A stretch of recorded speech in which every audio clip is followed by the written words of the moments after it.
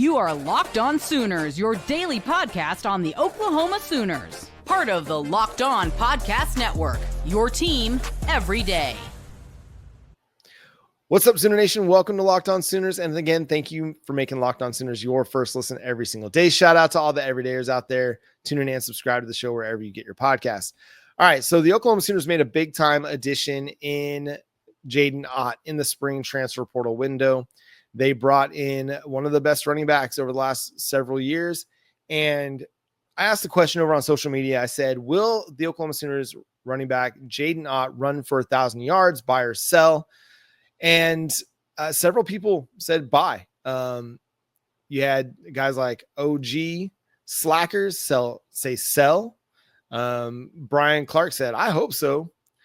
Not Today says, great question. Depends if he starts, then disappears for a half, then doesn't start the following week and rarely touches the ball with no real understanding based on performance, kind of the way our running back room has been managed for a bit. Hope he does. Big C says, I'm going no. Too many factors against him, injury, playing time, etc. DJ says just shy, probably in the 800s. And Tracy says it will depend on the performance of our O-line. This, and I can get to a few more here in a second, but it's an interesting question because Oklahoma hasn't had a 1,000-yard rusher since Eric Gray. That seems like forever ago.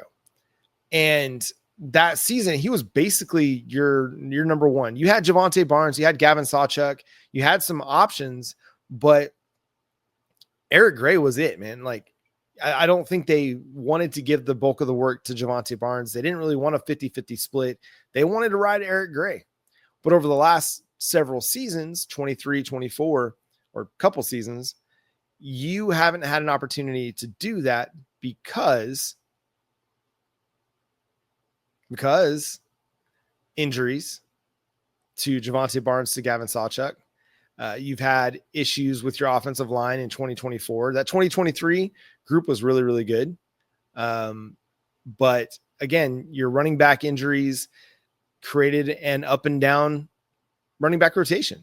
You know, you could rely on Javonte Barnes for a little bit, and then it was Gavin Sawchuk for a little bit. And then, they just had too many dudes that they weren't willing to give the ball to full time with a full-time workload. And then last year, I mean, you had a lot of issues with the quarterback play, the offensive line play. Even when there was stuff there for the running back to have, the quarterback didn't give him the ball. And so hopefully this year things are a little bit simpler and more streamlined. You've got a guy like Jaydn Ott coming into what is going to be his last year of college football. And I could totally see Oklahoma doing what they did with Eric Gray, in that they just ride him. They ride Jaydn Ott. They let him be the number one guy, the workhorse in the running back room. And then they sprinkle in Javonte Barnes. Is it possible that DeMarco Murray goes with a heavy running back rotation like he has in the past, with Jaydn Ott leading the way, getting a 60% split, maybe Javonte Barnes getting 30%, and then Taylor Tatum and Xavier Robinson getting the other 10. I don't know. Could it be, those young guys overtake Javonte Barnes in the running back room? I don't know. It's going to be fascinating to see. But if Jaydn Ott doesn't get at least 60% of the workload this year, to me, that's really disappointing, because you made a significant play for a significant talent at running back. You cannot underutilize him like we've seen Oklahoma underutilize the running back room over the last couple of years. No, you're going to have to give him touches, man. He's a guy that's going to need 15, 20 touches a game. And then if you want to go give another 10 to 15 touches to some of those other guys in the running back room, by all means, go do it. But you've got to ride your running back. You've got to ride Jaydn Ott. He's a big play threat. Every time he touches the ball, he's a guy that's going to be able to bounce off tackles in the SEC. He's going to find the running lanes. He's a very patient runner.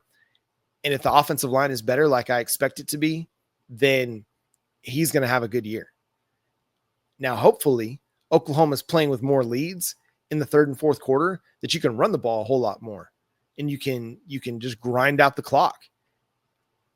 That wasn't the case last year. Last year, you had to play from behind in too many instances, especially when it came to the fourth quarter.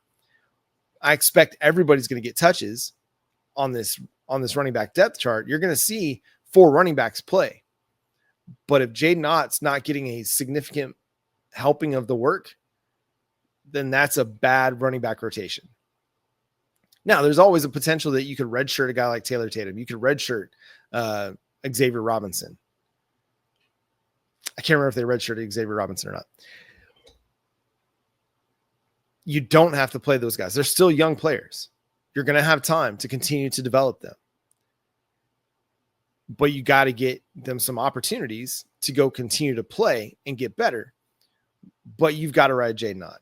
So I'm not sure, man. I think he could have a 1,000-yard season. I really do. Jay, he responded on his social media account. And he said he's buying that Jaydn Ott's going to have a 1,000-yard season. I would like to, but I'm kind of with a lot of the fan base that it's like, hey, I just don't know what the running back rotation is going to look like. How's DeMarco Murray going to manage the running back room? If he's going to manage it the same way he has the last couple of years, then no. But if he goes into it saying this is the guy, we're going to give him 80% of the work at running back, then yeah, absolutely he could. If Jaydn Ott gets 200 carries, he's going to have a 1,000-yard season. I would be shocked at this point if he didn't, but that's just where Oklahoma's running back rotation has been the last few years, is that we just have no idea how it's all going to play out.